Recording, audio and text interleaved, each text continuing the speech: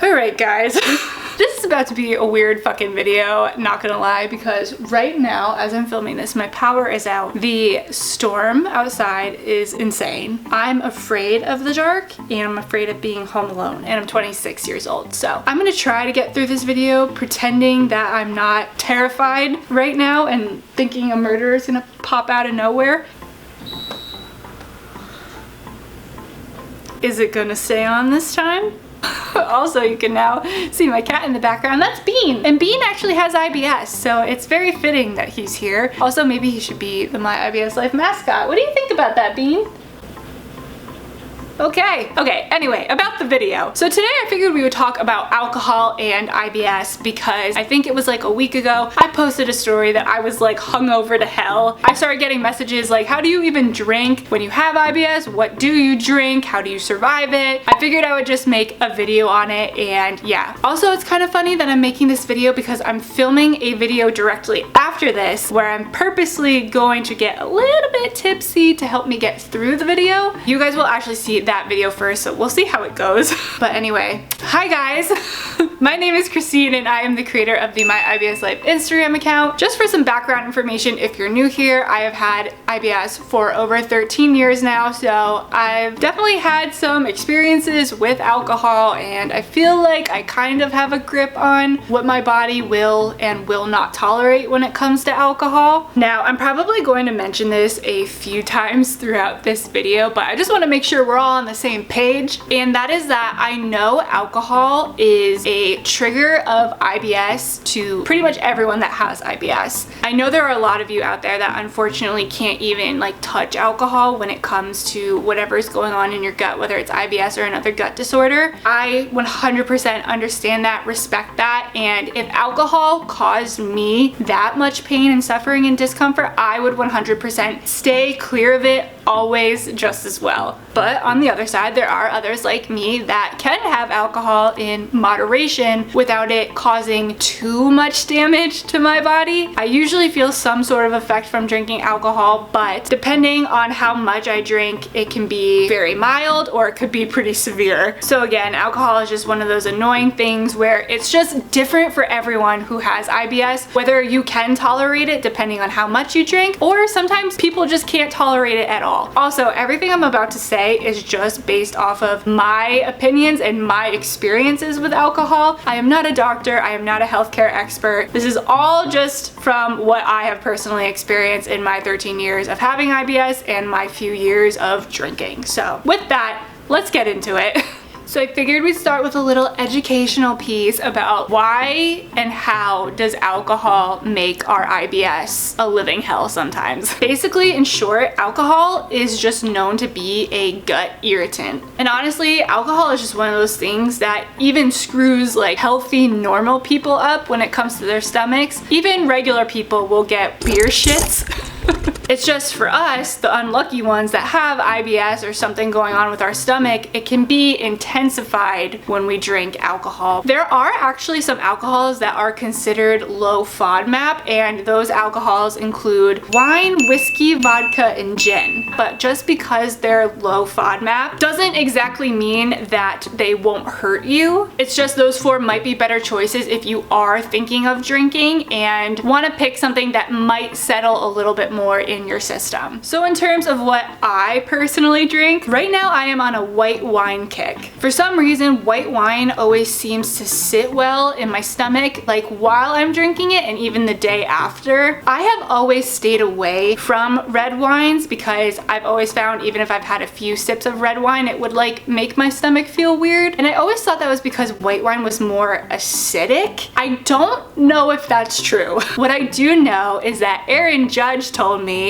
is that red wine is higher in histamines, which our bodies have a really hard time breaking down histamines. So if you find yourself having trouble digesting and consuming red wine, that's probably why. No matter what type of wine you're drinking, it's still pretty high in sugar, which can definitely upset your stomach. So if you are thinking about drinking wine, just be sure to start off drinking it in moderation, have a small amount, and kind of track down what kind of wine you drank and what symptoms symptoms you felt after it. So then you can kind of start to see a pattern of, okay, maybe I should stay away from this type of wine, but this wine seemed to sit better with me. Or maybe wine's just not your jam and you should just get rid of it altogether. Now, before I started on my white wine kick, I was a vodka kind of person. Back in college and like a few years after I graduated, I was super into vodka cranberries, which if you don't know is literally just vodka and cranberry juice. That always seemed relatively safe, but I saw that as I got older and maybe as my gut changed, my body did not like all of the sugary cranberry juice I was consuming in one night when I would have vodka cranberries. And that's something that you're gonna have to look out for no matter what alcohol you decide to drink. Put aside the alcohol you choose and the effect that the alcohol alone is gonna have on your gut. When you're mixing alcohol with a mixer, which is like a soda or a juice to kind of mask the taste of the alcohol, be very mindful of what mixer you're choosing. Almost any type of juice or soda is gonna have a ton of sugar in it. I started doing vodka clubs, like vodka with club soda and a tiny bit of cranberry juice in it to still give it flavor, but not be as sugary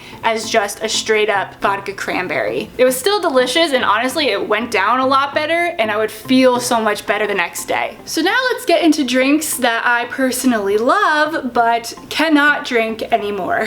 My number one alcohol that I love, and I mean love, like I would die for champagne. I am such a champagne kind of girl. It is my favorite alcohol in the entire world. Also, champagne just turns me into a different person. Champagne Christine just has a totally different agenda than like wine Christine, vodka Christine, and definitely different than sober Christine. I don't know, she's just like the happiest girl on the planet. As much as I love champagne, it is my kryptonite. I'm talking the next day, I am borderline, like, and I'm not trying to make a joke, I am borderline pooping my pants all day the next day. And I have learned my lesson with champagne, that it screws me up beyond repair for like 2 to 3 days. I can't give it up. It's just one of those things I can't give up. An alcohol that I have given up that I used to be in love with in college was rum and coke, but not just like plain rum. It was like spiced brown rum, like Captain rum. And I would drink anywhere from like 5 to 8 rum and cokes in one night and somehow be fine. I would wake up the next day and be ready to go to class. Like, I don't know how I survived that. Now, if I even have a sip of rum and coke, I'm done. First of all, I'm someone that can't tolerate coke anymore. Coke is honestly wild on a stomach, whether you have issues or not. But also, I have just come to realize that drinking any type of dark liquor just does not sit well. I definitely recommend sticking to clear liquors, such as the ones we discussed before, like vodka, gin, white rum, things like that. And then the other type of alcohol I used to really be into were the infamous White Claws and any seltzers like those. I know there's like a ton on the market now, and I've tried a bunch of them. I can't drink any of them anymore. When they first came out, I thought they were heaven on earth, and they always made my stomach feel pretty good. I don't know where it went wrong. I can pinpoint a night though where I was like, you know what, let me have a few White Claws. I got so sick that night. I only had 2 of them. I wasn't even drunk. It was just that it didn't agree with my stomach that night. Ever since that night, I've tried to drink them again, and I don't know what it is. I don't know if it's the carbonation or like the type of flavoring they put in it or something. Yeah, they don't do well for me. So honestly, I'm really feeling like this video is a mess right now. But the last section of this video that I want to talk about is like what actually happens when I drink alcohol. If I only have 1 or 2 drinks in a night, I usually don't feel anything the next day. I might have very mild symptoms like a little bloating, a little bit of gas, but that's really it. It's the nights that X-teen, my drunk alter ego, decides she wants to come out and play and have like anywhere from like 3 to 6 drinks. That's when I get in trouble.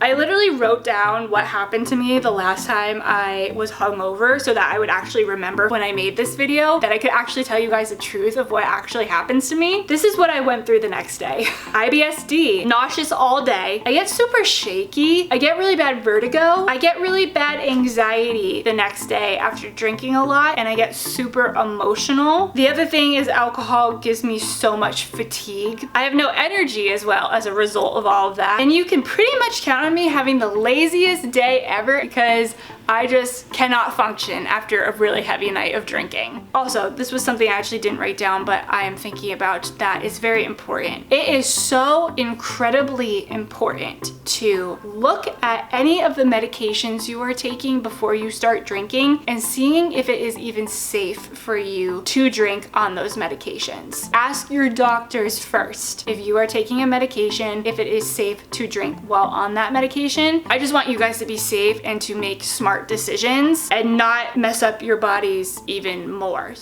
Okay, I feel like we covered a lot and I feel like this was the most disorganized video I have ever filmed. I hope this was at all helpful, and I promise if you can't drink, you're not fucking missing anything. You can still live your best life without alcohol, I promise. And of course, always be smart with your choices with alcohol in how much you're drinking, and always make sure you are of age when you're drinking. But yeah, that's all I really got for you guys today. As always, make sure to give this video a thumbs up and subscribe to the MyIBSLife YouTube channel. Also, go ahead and follow me on Instagram at MyIBSLife, and I will see you guys in my next video. Mwah. Bye guys.